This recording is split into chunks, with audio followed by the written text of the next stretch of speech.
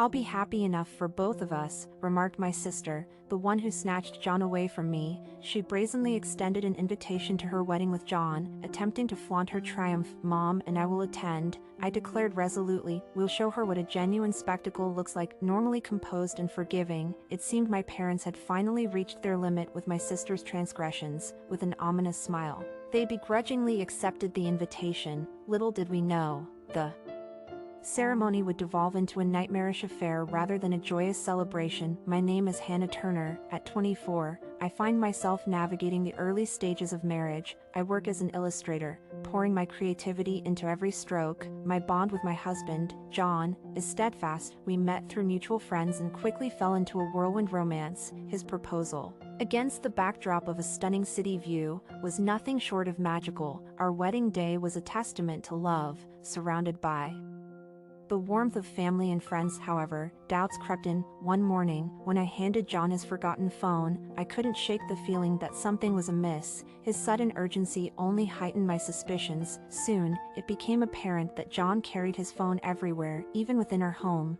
Though I refused to entertain the notion of infidelity, unsettling signs began to emerge. The unraveling started innocuously enough. A peculiar email from an unfamiliar sender, dismissing it as a potential scam. I brushed it aside, but the persistence of the messages, coupled with veiled references to familial ties, sent a shiver down my spine. The subsequent call, identifying me as sister, thrust me into a world of uncertainty. My sister, Sally, was no stranger to trouble. Her reckless financial habits left a trail of unpaid debts in her wake, often falling upon my parents and me to rectify. Her penchant for lodging complaints, fueled by a volatile temper, only exacerbated her reputation. And then, there were her entanglements with taken men, a pattern as predictable as it was destructive. When the pieces fell into place, I couldn't ignore the unsettling truth looming before me. Betrayal, it seemed, wore a familiar face. She possessed an unrelenting pursuit, whether her target was a friend or kin. This singular focus often sparked discord with acquaintances,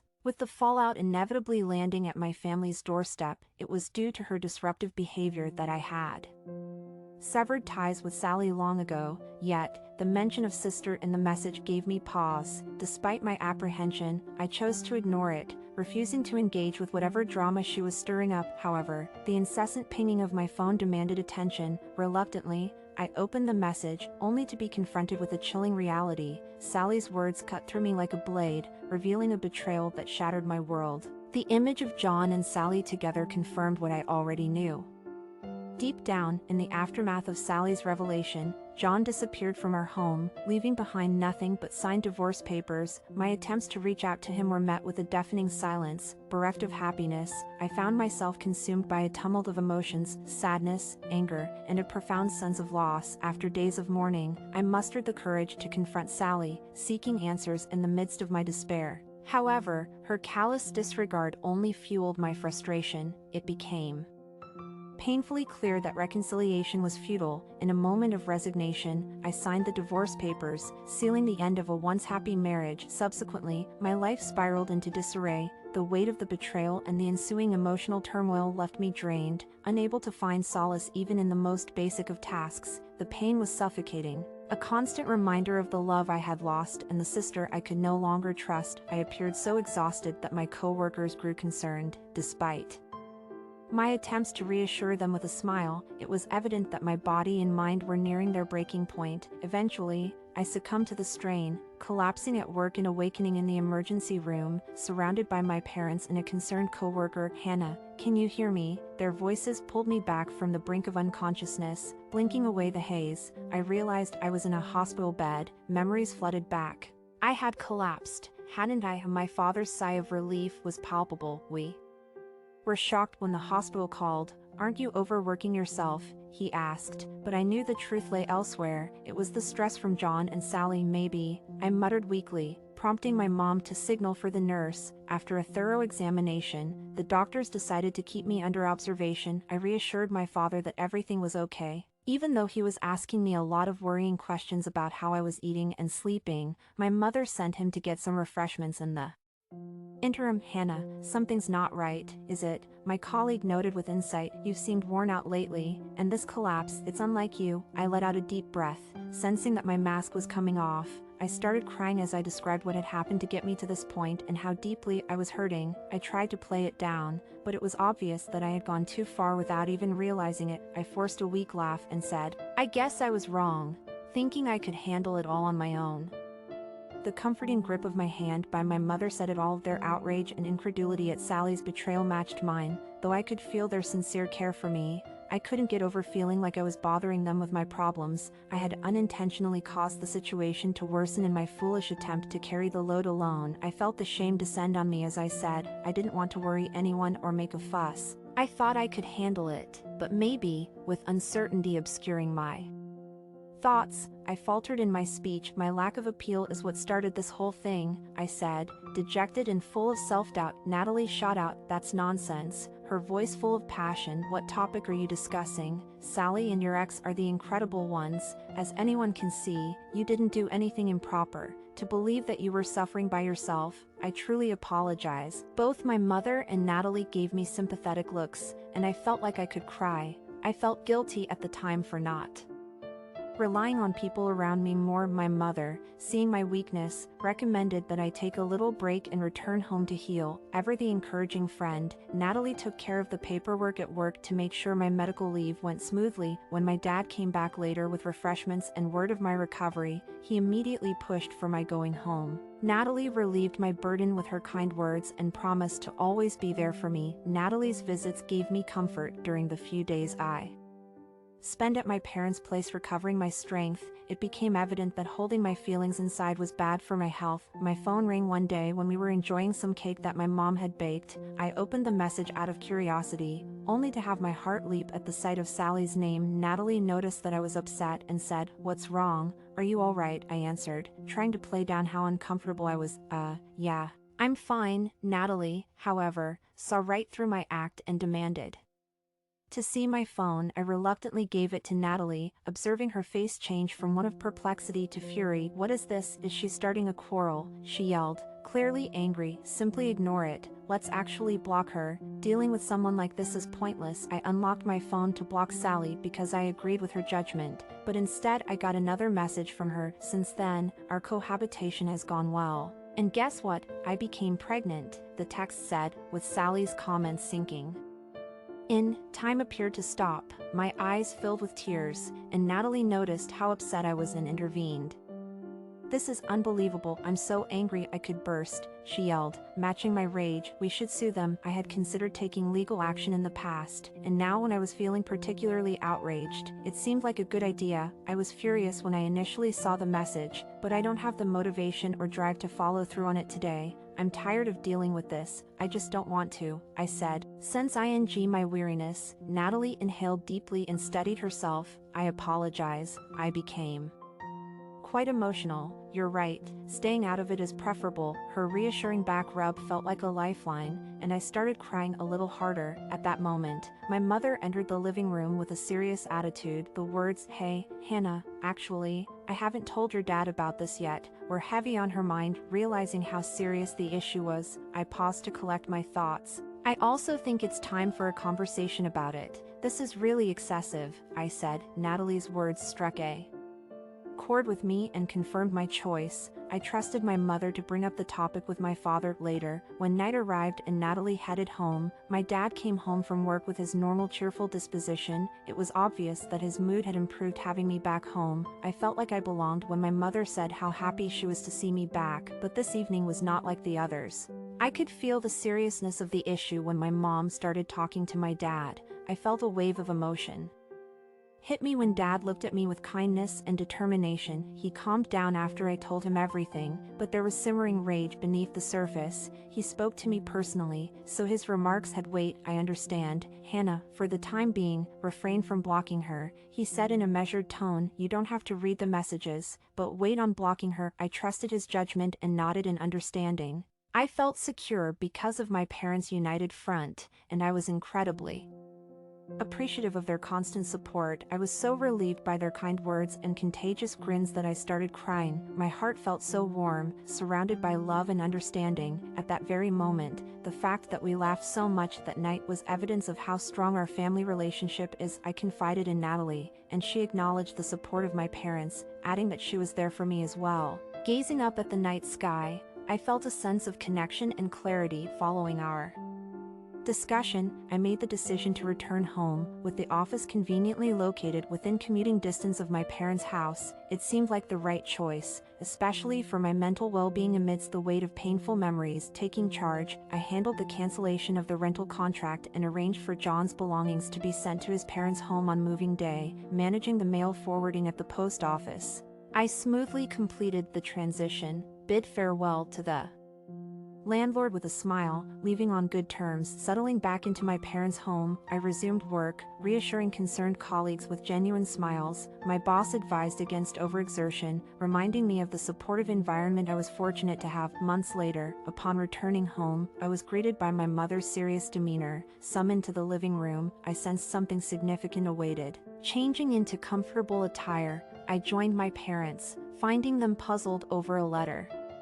Seated before them, I observed the wedding invitation placed before me. Sally and John's names as senders left me momentarily stunned. Acknowledging the forwarding address due to my recent move, the severity of the situation dawned on me. Despite the grim expressions on my parents' faces, I surprisingly felt a sense of calm and detachment. My mother's concern prompted her to inquire about my well-being, while my father's protective stance spoke volumes. Expressing my disdain for the situation, I questioned the extent of their attempts to undermine me. With a newfound resilience, I questioned the necessity of attending the wedding. My parents, meeting my gaze with unwavering determination, affirmed their decision to confront the situation head-on. Witnessing their uncharacteristic fury, I felt a mix of gratitude and disbelief. The realization of the wedding invitation addressed to me left me feeling uneasy, prompting a debate within myself and my parents. Despite our reservations, the notion of attending felt obligatory as parents of the bride,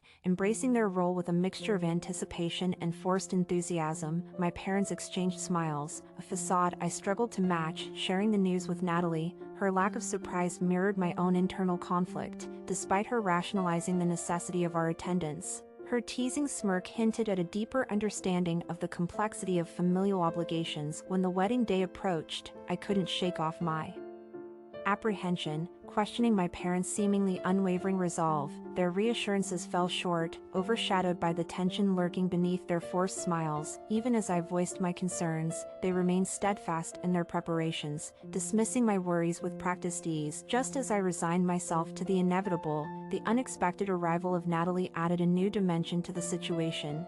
Stunned by her presence and the revelation of her connection to one of John's relatives, I found myself grappling with a newfound sense of support amidst the chaos. When my parents and Natalie departed for the venue, leaving me behind, Natalie's offer of a virtual window into the event provided a lifeline of sorts. Reluctantly opting to stay home, I found solace in the knowledge that they had each other for support. However, curiosity eventually got the better of me, leading me to seek out Natalie for a glimpse of the proceedings through a video call. When I watched from afar, witnessing my parents' uninvited yet determined presence, I couldn't help but marvel at the complexities of familial ties and the unexpected alliances they forged. It's only natural for us to be here. There seems to have been a mistake. When we didn't receive an invitation, my parents calmly stated, confronting the awkward situation head-on. Sally, attempting to maintain composure, forced a smile as she acknowledged the oversight. Explaining the situation with a touch of assertiveness, my dad emphasized the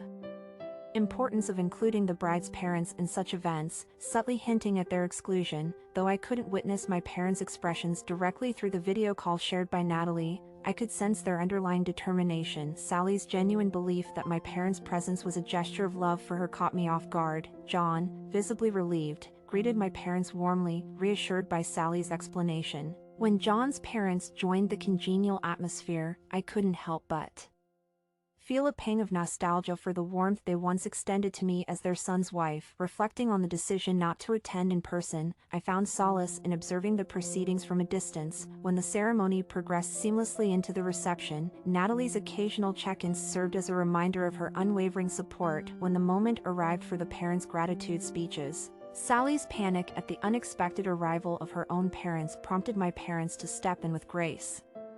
Their impromptu message elicited applause from the gathered guests, visibly relieving Sally and affirming my parents' presence as a meaningful gesture of support and love. When I watched the events unfold, surprisingly unfazed by the distance between us, I couldn't help but marvel at the resilience and adaptability of familial bonds, finding comfort in the knowledge that, despite the physical separation, our connection remained unwavering. As I continued watching, the exaggerated display of gratitude from Sally began to grate on my nerves, leaving me increasingly uncomfortable.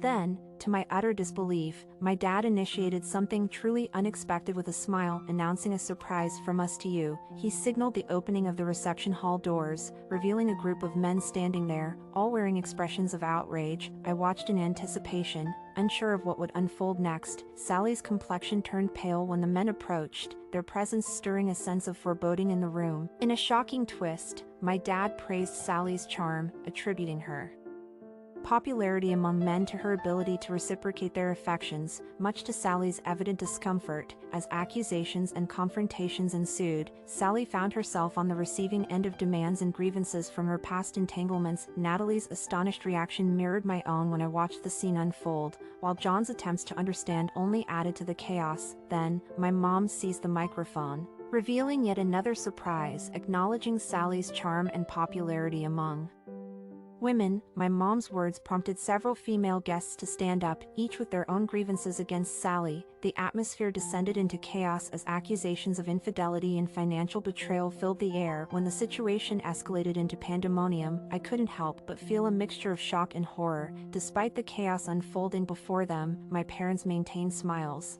unnerving me with the realization of the reputation my sister had garnered. Amidst the turmoil, a voice took hold of the microphone, offering a bizarrely positive sentiment about Sally's appeal as a bride. The absurdity of the situation left me speechless, grappling with the reality of the tumultuous world my sister inhabited. When my former mother-in-law made her unexpected statement, I was left bewildered, wondering what she could possibly be alluding to. Ignoring John's attempts to intervene, she continued, acknowledging the surprise orchestrated by Sally's parents while teasingly hinting at their own revelation. Taking hold of the microphone, my former father-in-law delivered a bombshell announcement, expressing gratitude for the surprise before revealing their decision to remove John from his position as successor in their family business. The shock and disbelief on Sally and John's faces mirrored my own. When I recalled hearing about John's future role during our marriage, his father's declaration was nothing short of stunning. In a panic, John attempted to refute the decision,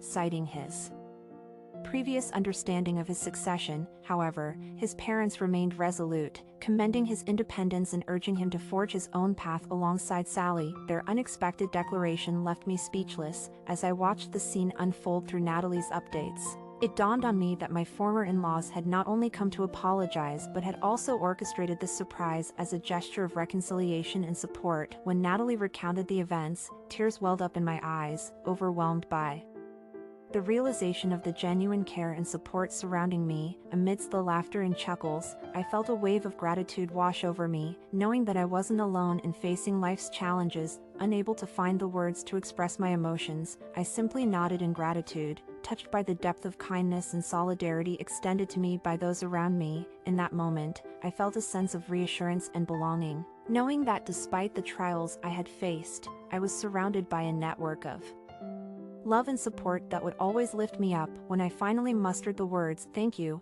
I caught sight of my parents and former in-laws beaming kindly at me through the screen. The chaos persisted at the venue, with staff scrambling to contain the disastrous situation. Then, a man rose from his seat and made his way toward the stage. He stood before Joe, and John crumbled to his knees. Apparently, something said by the man caused this reaction. After exchanging words with him, the man returned to his seat. "Hey, what did that man say?" I can't really tell from this distance unless he uses a mic. Maybe I should go ask him directly, Natalie said, advancing toward the man with her phone. Excuse me, she began. When she approached, the man turned around, and to my surprise, it was my uncle. Uncle, I said, and he verified it was my father's sibling. My uncle was clearly startled and ecstatic to see me when Natalie showed him the screen. Hannah, how are things going for you? Your dad told me about today. It had to have been difficult. I appreciate your concern, but I'm all right. What did you say to John just now? By the way, I simply told him that I own this hotel, so I'll be suing for compensation. The bride and groom are to blame for the reception hall's disarray, my uncle clarified. John became pale, and Natalie and I both knew why at the sound of his words. My uncle and I had a quick talk, and I came away with new optimism. There was a lot of people around Sally, so it was difficult to find her via the camera. This had not been a celebratory wedding at all. I looked around and saw a lot of people departing, including a few of John's co-workers that I knew. Even they seemed puzzled as they left. I felt a little reassured and said to myself, well, that figures. Sally and John were exhausted and pallid as the disastrous wedding came to an end, the MC said, and now, the bride and groom will exit. But by then, practically everyone had left, and the only people cheering were our parents, Natalie, our former in-laws, and a couple of John's family members. I went outside to welcome my parents when they got back, and to my surprise, Natalie and John's parents were there. Even though I was a little stunned, I bowed before my ex-in-laws. I apologize for not getting back to you. I apologize that, in spite of your generosity, our marriage ended this way, I said. I took advantage of the chance to apologize to my ex-in-laws, for which I had been feeling bad since the divorce. My ex-in-laws put their hands on my shoulders, tears in their eyes. They responded, we should be the ones to apologize, but I told them it wasn't necessary and thanked them for being there for me during our marriage. Following that, we all had tea and cheerful conversation before saying our goodbyes and thanking each other for the wedding festivities. I felt renewed and like I had closure at last. A few days later, I was at work when my phone called. It was Sally's message. Upon investigating, I saw that I had neglected to block her and there were numerous complaints. You are to blame for our wedding's demise. Accept accountability. Did you not tell our parents? Feeling envious. Please don't put your misery on me, you sad loser. After giving it some thought, I questioned Natalie, the person at the next desk. Is it still possible for me to get alimony for the affair? Simple. She has been providing plenty proof on her own. Correct. I decided to get legal counsel in order to file an alimony claim since I was over it. Thanks for all the evidence of the affair, I wrote to Sally after saving all of our correspondence and photo exchanges. Please stop reaching out to me personally, a lawyer will be in contact. Sally began to remove the photos and messages she had sent. When she informed Sally that all of the evidence had been preserved, she began to cry and show signs of terror. Sorry. Everything of that was false. Since JN will no longer be the CEO, I'll give him back. And stop saying bad things. I already have debts, so please don't give me any more alimony. I have no concern about that. JN is not what I want, so feel free to do as you please. Well, maybe it was a good thing you took him. You ultimately shielded me, and I don't need a cheating boyfriend. Regards, sis. I sent that and ended the conversation. Sally attempted to contact me from other accounts after I blocked her, but I blocked those too. I turned in the proof and spoke with the attorney I was sent to. They took immediate action. After that, John began to message me. Maybe Sally and I weren't getting along. I blocked and disregarded the eerie messages he sent me, which resembled a Romeo. When he attempted to get in touch with the house to talk to me, my parents took care of it. I haven't heard from him since. He seems scared of my parents. I later learned from the attorney that John and Sally had made an agreement to pay the alimony. They attempted to combat it using Sally's typical methods of complaining. The attorney told John and Sally their case was poor, realizing they had little chance, and they accepted loss with resignation. At first refusing, John went pale and caved in when he found out Sally had sent me a ton of proof. Even though I was tortured by such immature people, I now only feel thankful for all of the people that stood up for me. John and Sally eventually got divorced. Sally, with no one else to turn to, called our home once, but my parents declared their separation. Weeping, she hung up the phone. JN resigned after feeling uneasy About hearing gossip about the wedding at work, he can't go back home, so he's currently making ends meet with part-time work. In my case, my excellent performance at work led to a promotion.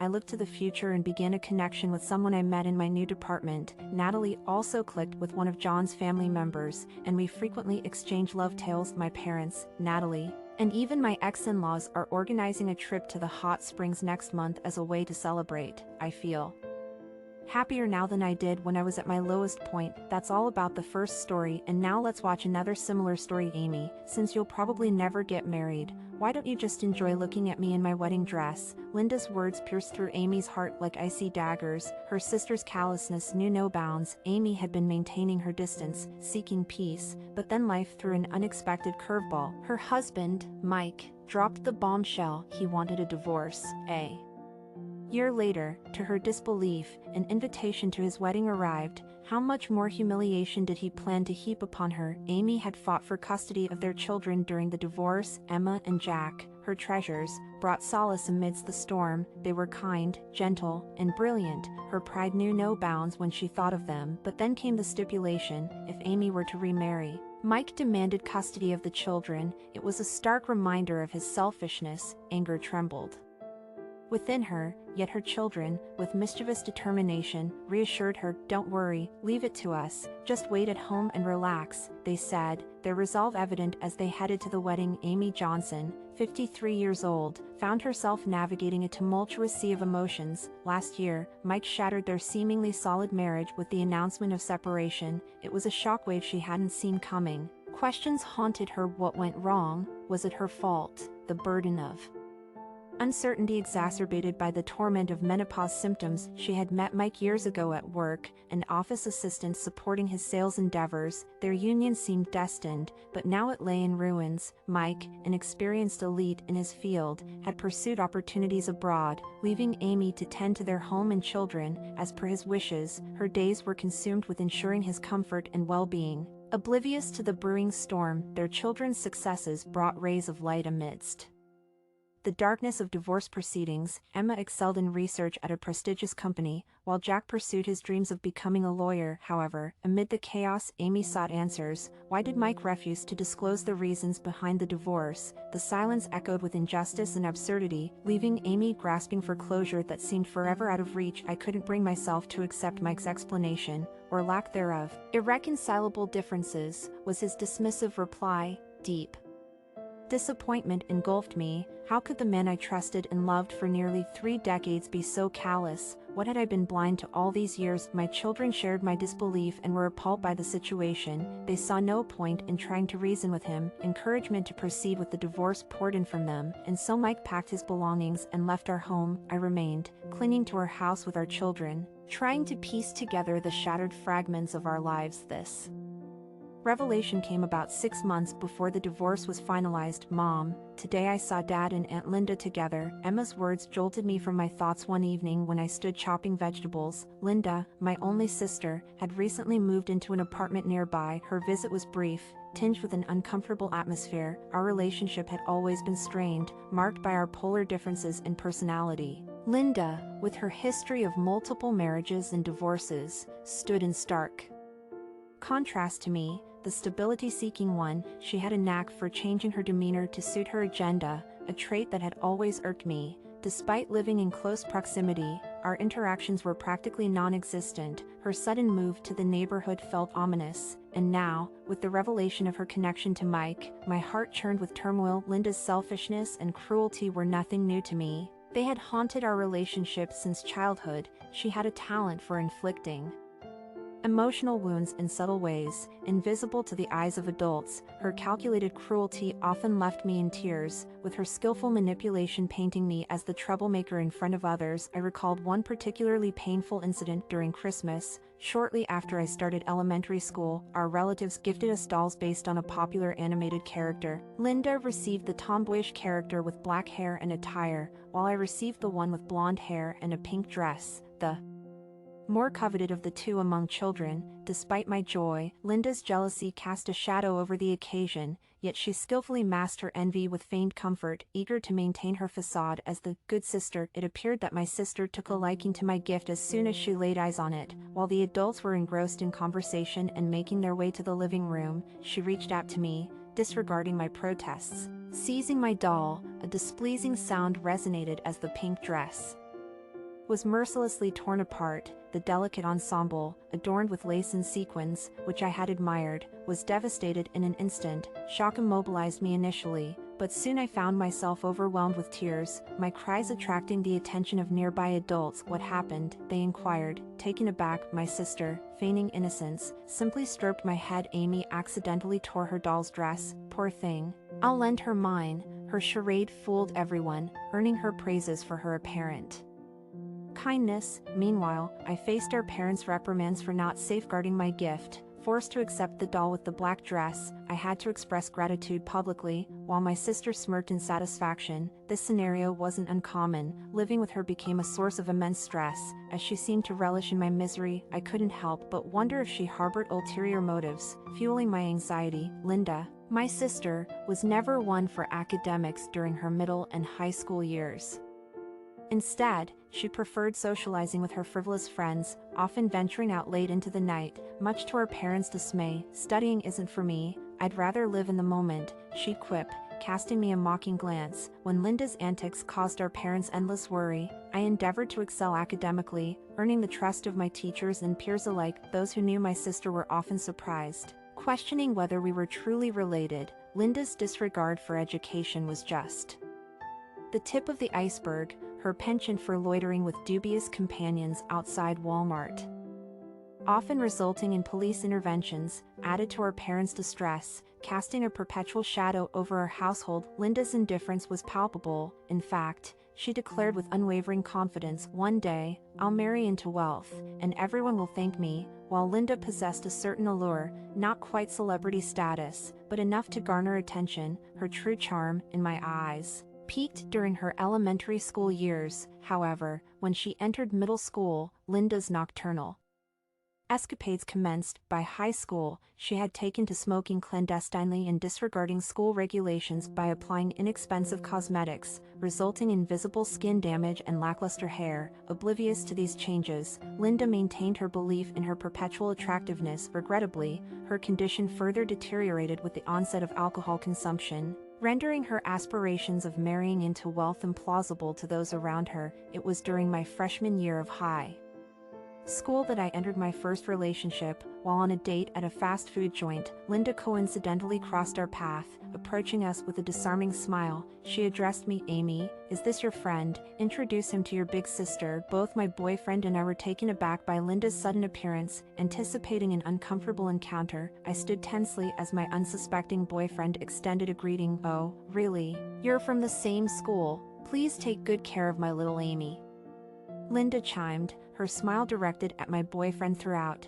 He must have assumed we shared a close sibling bond. Sensing my discomfort, I hastily suggested we head to the movies, hoping to escape my sister's intrusion. However, Linda's feigned surprise disrupted my plans. "What a coincidence, I was hoping to catch that movie too," she exclaimed, her intent to intrude on our date becoming apparent. I hadn't anticipated her audacity. Before I could object, my boyfriend, attempting to be courteous, suggested we all watch the movie together. Stunned, I found myself acquiescing to Linda's presence, despite my inner reluctance. Though the movie was one I had eagerly anticipated, my displeasure was palpable. Sensing my discomfort, Linda shifted her approach, feigning concern. "But Amy might find it bothersome if I join," she exaggerated, adopting a disappointed expression. It was clear that Linda's intrusion wasn't merely bothersome, it was a disruption of boundaries I had hoped to maintain. It was utterly outrageous, yet my boyfriend appeared to sympathize with Linda. Not wanting to come across as unpleasant in front of him, I reluctantly agreed to her presence. That movie date turned into a nightmare. I couldn't focus on the film, and somehow, my boyfriend ended up seated between us in the darkness. Unbeknownst to me, Linda had apparently held his hand. About 2 weeks later, my boyfriend abruptly ended our relationship, citing his interest in someone else. I immediately knew who it was. Linda toyed with my ex-boyfriend briefly before swiftly discarding him. Later, I heard he became so traumatized that he developed a fear of women. Confronting my sister, I demanded answers. Why would you steal someone's boyfriend? That's horrible, I exclaimed, my anger palpable. Her nonchalant response only fueled my fury. I didn't steal anyone. Your boyfriend confessed to me on his own, she retorted. Laughing callously, I don't keep track of such things. I was just annoyed seeing you so happy. Serves you right, she added triumphantly, her words cutting deep. Tears welled up in my eyes when I questioned her motives. Why do you always do such horrible things to me? What do you have against me? I couldn't help but voice the questions that had long plagued me. Because you're my sister, maybe I can't stand the thought of you being happier than me, she admitted bluntly, leaving me speechless. About a month after my husband Mike left, Linda paid an unexpected visit. It was clear she was there to indulge in gossip about my divorce. How are you doing, Amy? She asked, attempting to feign friendliness. Her touch on my shoulder felt unsettling. What do you want, Linda? I responded curtly, not fooled by her facade, pretending to be offended. She then inquired about my children, whom she had never cared about before. I was dumbfounded. She seemed oblivious to the fact that Jack, a college student, and Emma, a working adult, wouldn't be home on a weekday afternoon. Perhaps it wasn't surprising, considering Linda, having been married 3 times and divorced twice, had never experienced motherhood herself. It can't be helped, I guess. They're obviously at school and work, my sister remarked with evident boredom, seemingly oblivious to any need for invitation. She made herself comfortable on the sofa, preparing to broach a topic she evidently found pressing. Out of the blue, she began, Amy, you just got divorced, and well, it looks like I'm headed that way too, I sighed.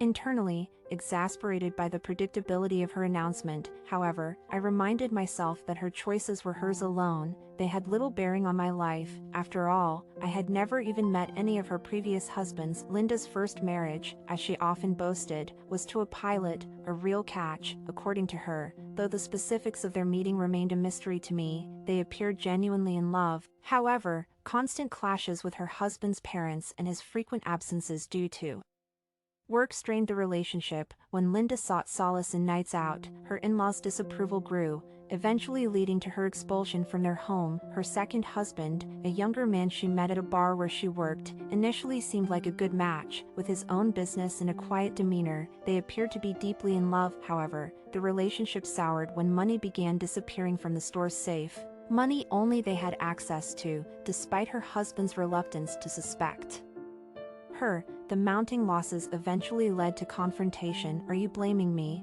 What if it's just a miscalculation or something? Linda retorted, brazenly dismissing the accusations. Faced with her audacious denial, her husband's anxiety only intensified. Linda was discovered to be the culprit behind the missing money her husband had suspected, resorting to installing surveillance cameras. He obtained footage of my sister sneaking to the safe at night and taking the money he agreed not to involve the authorities if she returned the funds, but also demanded a divorce. Thus, my sister's second marriage ended in failure. Now she resides with her third husband, a carpenter with a stern demeanor. My parents hoped this union would be more successful, especially since they were the ones who reimbursed the money Linda took from her previous husband's safe, along with paying alimony during their good times. My sister and her current husband get along exceptionally well, however, both being hot tempered and strong-willed, their arguments are often intense. They've even been reported several times for their loud altercations in their rented apartment. Today, my sister mentioned the possibility of her third divorce, seemingly content with the idea. Oddly enough,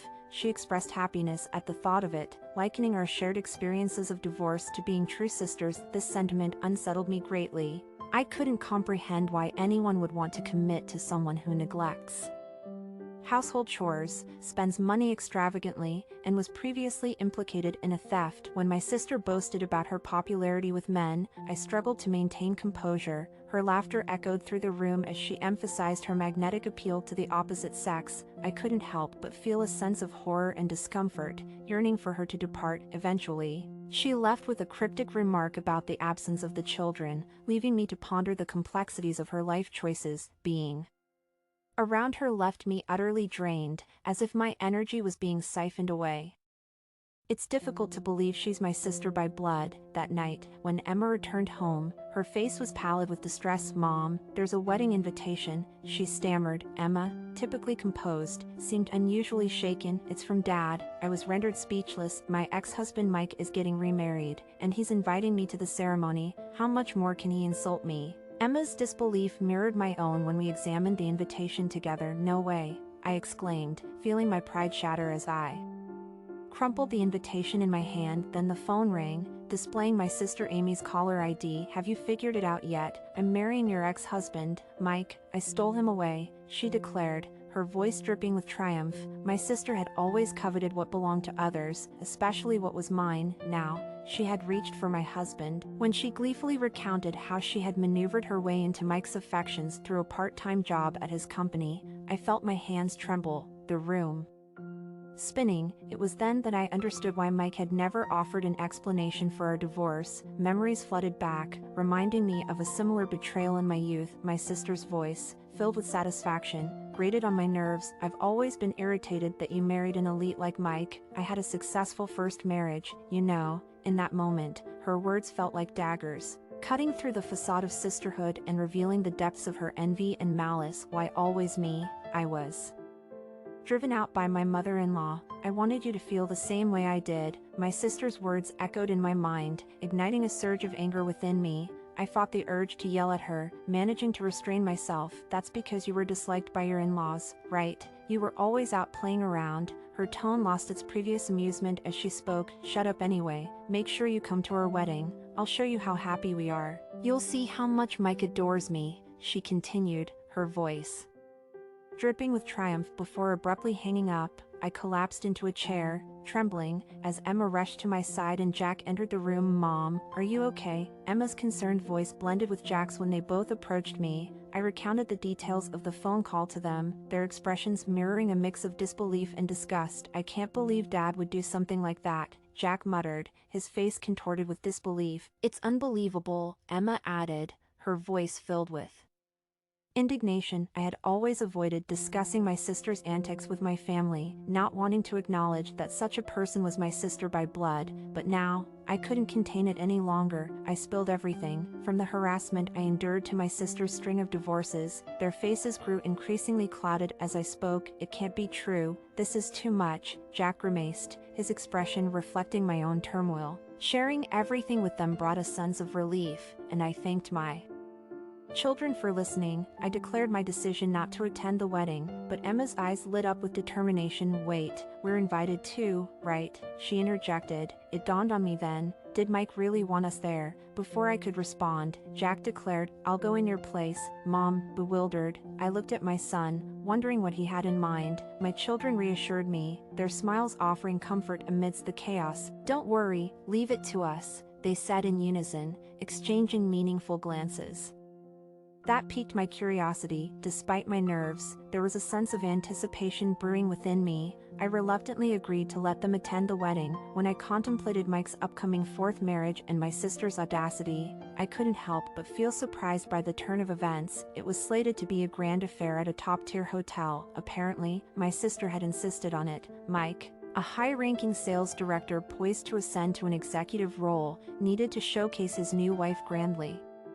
Even for a second marriage. Moreover, my sister had arranged for a custom-made wedding dress, displaying her shamelessness at her age. I couldn't help but feel pity for Mike, easily manipulated by my sister. It seemed just like her to quickly discard Mike once she had her way. She only wanted him because he was my husband. My sister always desired what was mine. As preparations for the wedding were underway, Emma spoke up. Mom, actually, Dad messaged us last night. He said he wants to take custody of me and Jack. I gasped in shock. Was he trying to take my children away from me? That's ridiculous. We're not babies anymore. Jack scoffed dismissively. Despite her multiple marriages, my sister never had the pleasure of having children. I had always assumed that any child of hers would be unhappy, and I also assumed that God knew that. However, I never thought she would target my kid. They comforted me. Don't worry, we'll never go to her house. And then they gently hugged me. See you later. When The children came home hours later. They had broad smiles on their faces. They claimed it was amazing when they played back a video they had shot. It was such a nice sight to see my sister, no matter her age, looking like she was having a joy in a garish wedding dress at the wedding location of an exclusive hotel. I am so glad that both of you attended the ceremony, she added in a voice that was sickeningly sweet.